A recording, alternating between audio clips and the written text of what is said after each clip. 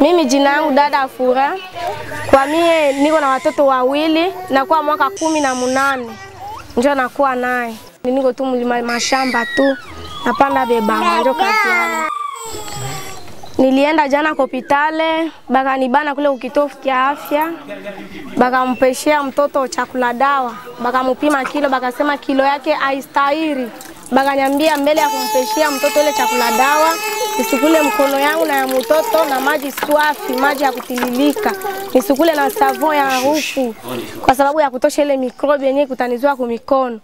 Ikaisha siku ya 4 niende nikachukue ingine na nipeleke hii mashasi ya video yenyewe tabakia, ndio batajua kama kweli niko na mpeshia mtoto kwa hali nzuri. Na mtoto apandishe kilo ndio batajua kama kweli niko na mpatishia mtoto.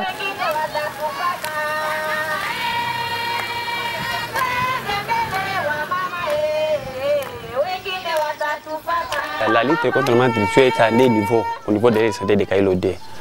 Premièrement, il y a la prévention. Et dans la prévention, lors de la CPN, nous donnons au moment les conseils. Là, on dit d'abord l'allaitement maternel exclusif.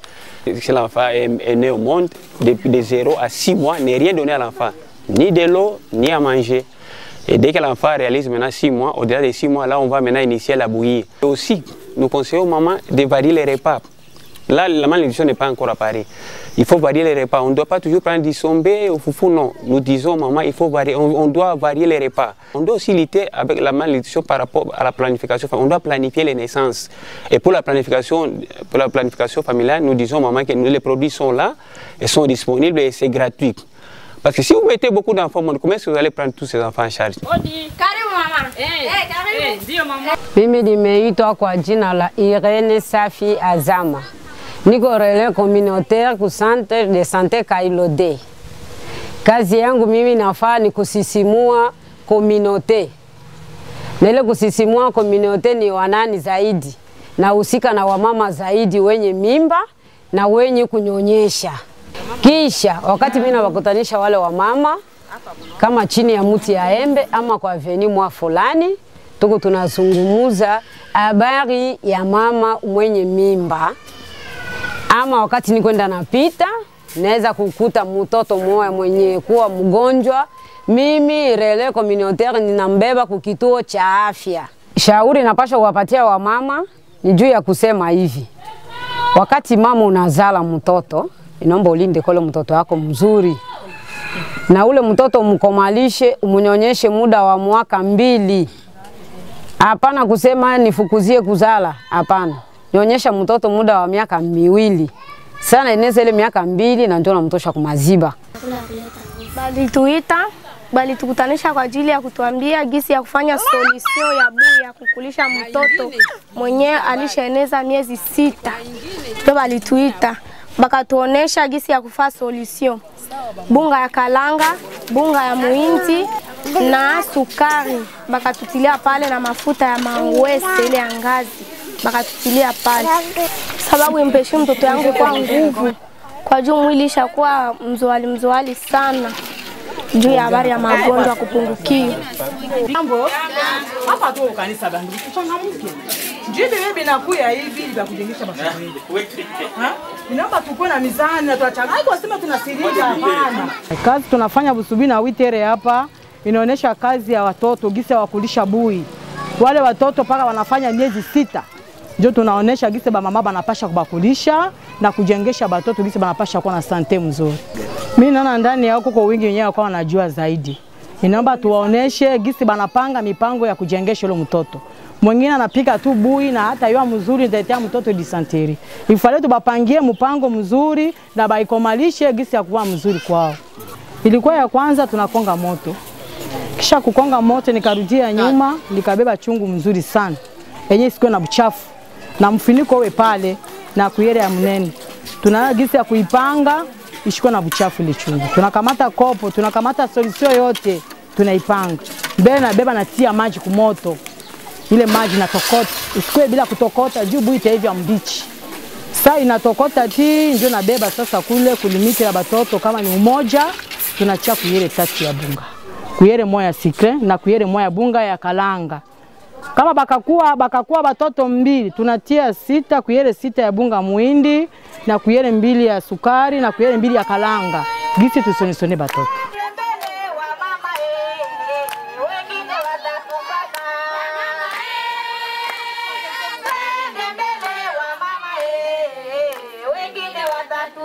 Tuko tuna mashauri ya bamama.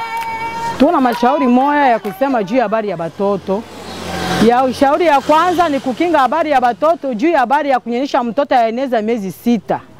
Inaomba mbele ya kwanza anaeneza miezi 6 na njoo anaelewa gisi ya kupatia mtoto maji na chakula.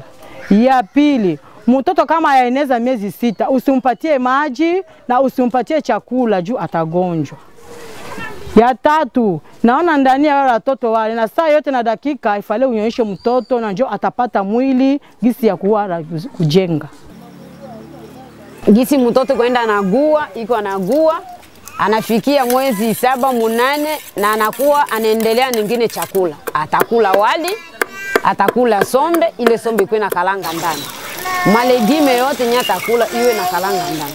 Atakula lenga ile malengu wanatia kalanga ndani. Unaanza kulisha mtoto na wali, iwe bugali, iwe muhindi, iwe kitika, iwe embe, yote mtoto anakula.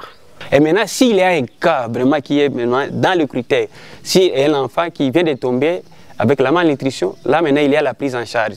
Jamari niko nampa chakula dawa kwa sababu apate kujenga.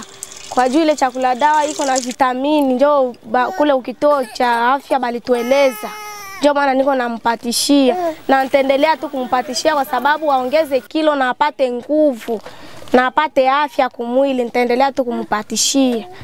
Na waliniambia nimpatishie moja asubuhi, moja midi, moja magharibi. Na ndio niisha mpatishia ya asubuhi na 7h juste. Kisha ya midi hayo hii iko anakula hapa nisha mpatishia deja. Nous avons vécu une crise de malnutrition. Cette crise a été détectée par les enquêtes qui se sont déroulées dans notre zone de santé au mois de septembre 2014, où le taux global de la malnutrition aiguë était à 17%. Ainsi, le niveau central, donc le gouvernement avec ses partenaires, ont décidé de nous envoyer de l'aide à travers l'ONG COPI qui a eu l'appui de l'UNICEF ainsi que de ECHO, donc l'Union européenne. Et nous avons reçu les amis de COPI dans la zone. Et au mois de décembre, nous avons organisé une série de formations. Donc nous avons formé les acteurs, donc les infirmiers, nous avons formé les relais communautaires. Et au mois de janvier, nous avons commencé les dépistages. Et ce qui est des statistiques, donc de janvier jusqu'à juin, qui était la fin de la mission COPI, nous avons enregistré plus de 2601 cas dont nous avons pris en charge. Et depuis le départ des COPI, nous avons senti qu'il y a eu une diminution des cas. Donc aujourd'hui, de juin jusqu'en septembre, nous sommes autour de 420 cas. Donc nous avons senti qu'il y a eu une diminution. Le partenariat ECHO-UNICEF a été vraiment bénéfique pour cette zone. Parce que n'eût été ce partenariat-là, au jour d'aujourd'hui, on allait peut-être assister à des catastrophes. À travers le COPI qui était notre partenaire de mise en œuvre, de janvier en juin, on a soigné plus de 2000 enfants. Et ce 2000 enfants, imaginez-vous, s'il n'y avait pas vraiment ce partenariat, imaginez-vous que serait le sort de ces enfants-là dans la zone de santé de Kailo. Et les interventions ont été de 2 volets. Il y a eu des interventions à volet curatif, où ça nécessitait de prendre des cas aigus. Et nous avons eu aussi les volets préventifs où nous avons agi avec la communauté. Et là, ça nécessitait de créer des groupes de soutien dans les aires de santé. Ça nécessitait d'organiser des visites à domicile. Ça nécessitait de faire une mobilisation sociale. Parce que, comme vous savez, la malnutrition, vraiment, son traitement dépend de la prise de conscience de la communauté pour juguler. Le taux de la malnutrition aiguë globale qui est au-dessus de 15%, ça dénote une crise nutritionnelle. Il fallait qu'on mette en place des actions pour pouvoir sauver des vies des enfants qui étaient en danger. Et c'est pour cette raison qu'on a mis en place un programme de prise en charge de la malnutrition aiguë sévère dans cette zone de Kailo. Il faut qu'on s'assure que le prestataire des différentes structures de santé qui vont intégrer des unités nutritionnelles thérapeutiques sont à la hauteur de pouvoir assurer la prise en charge correctement selon le protocole national de nutrition. De deux, il faut qu'on assure l'approvisionnement des intrants. Donc il faut que les intrants soient là pour que les prestataires aient de quoi prendre en charge ces enfants qui viendront vers eux.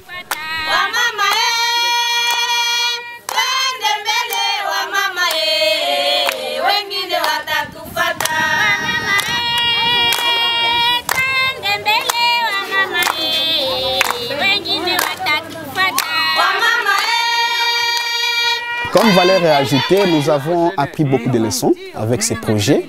Et grâce à ces projets, nous avons instauré des groupes de soutien. La communauté qui s'organise pour se donne les éducations et même sans la participation de nous, professionnels de santé. C'était une bonne chose. Nous avons aussi bénéficié, les taux de guérison avec ces projets-là étaient autour de 99% parce que je parlais qu'il y a eu les taux d'abandon étaient à 1%. Donc ça a été une bonne chose et la formation que les prestataires, que les relais communautaires ont subi grâce à ce projet nous permet aujourd'hui, même à l'absence de ce projet, de continuer à prendre les quelques cas qui sont dans la communauté. Comme conseil que nous allons donner à la communauté tout entière, c'est tout commence par la grossesse. Donc pendant la grossesse, nous allons demander à la communauté tout entière de donner à manger à la maman avec grossesse. Donc ce n'est pas seulement de donner la viande, de donner un peu de riz, mais d'associer les légumineuses, de donner les légumes, de donner les céréales, de donner des huiles, ainsi de suite à la maman avec grossesse. À la naissance déjà, jusqu'à 6 mois, je dois demander à notre communauté d'allaiter exclusivement. Donc on ne donne rien à l'enfant qui vient de naître jusqu'à 6 mois. Et à partir de 6 mois, de commencer déjà à ajouter quelque chose comme bouillie à l'enfant et jusqu'à ce que l'enfant va atteindre l'âge de 2 ans. Et à ce moment-là, l'enfant va quitter maintenant le lait maternel. La communauté a été impliquée dans le sens où ce sont les relais communautaires qui sont les membres de la communauté qui ont été impliqués dans le dépistage, c'est-à-dire dans la recherche des cas, dans l'orientation des cas, pour que les cas soient pris en charge au niveau des structures de santé. Ils ont été impliqués aussi dans le suivi domiciliaire, c'est-à-dire au niveau de leur domicile, pour s'assurer que les conseils qui sont en train de bénéficier au niveau des structures de santé, mais aussi le traitement qui bénéficie au niveau des structures de santé sont en train d'être faits correctement au niveau de la communauté. C'est vrai, les gens peuvent se demander mais pourquoi il y a la malnutrition à Kailo alors que c'est vert. Il y a cette situation parce que les gens ne savent pas ce qu'ils doivent faire. Et pour y arriver, on essaye au moins d'apporter à la population l'information qu'il faut pour améliorer l'alimentation de l'enfant, comment la population peut améliorer l'alimentation d'une femme enceinte, d'une femme allaitante. Shauri yenye nitawapesha wamama wenzangu njoo hii. Tukulishe watoto chakula yenye kujenga. Sombe, kutia kalanga ndani, wali, bukali ya muinti, kukulisha watoto. Tuwajengeshe watoto wetu, tuwajengeshe.